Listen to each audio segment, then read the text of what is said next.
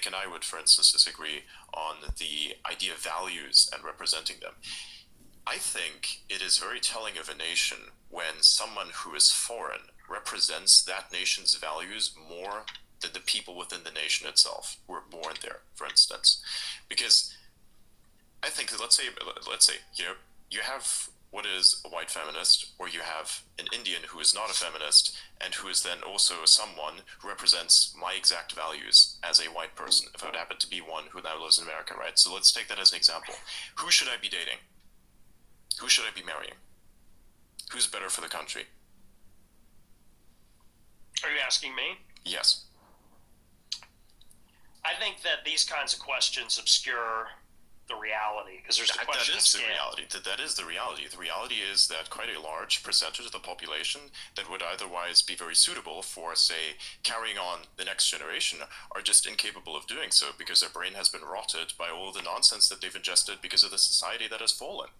I think you would even agree that society has fallen. You do this kind of like would you rather. I don't like would you rather questions because we can use politics to shape society. So people will say things like... True, but you cannot unfuck this. You cannot unfuck this. This is the thing, unless, of course, you want to... True, but...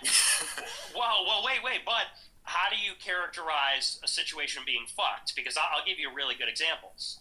Poland and Russia became communist for a century, and everything was fucked. It was completely fucked. But when communism ended, they were still Poland and Russia. If the United States becomes full of non-white people, it could be communist or capitalist. It will irreversibly be changed and never be the same as it was. But so I think that's worse. Here's why I don't think the communist argument necessarily works here. If you look at communism, it was a atheistic ideology. But if you look at the communist countries, most of the people there were still Christian. They were still participating as Christians. Not in Russia. They were fighting it, and when it Russia is still significantly Christian, even if they don't behave like it. No, it's like 20% Christian.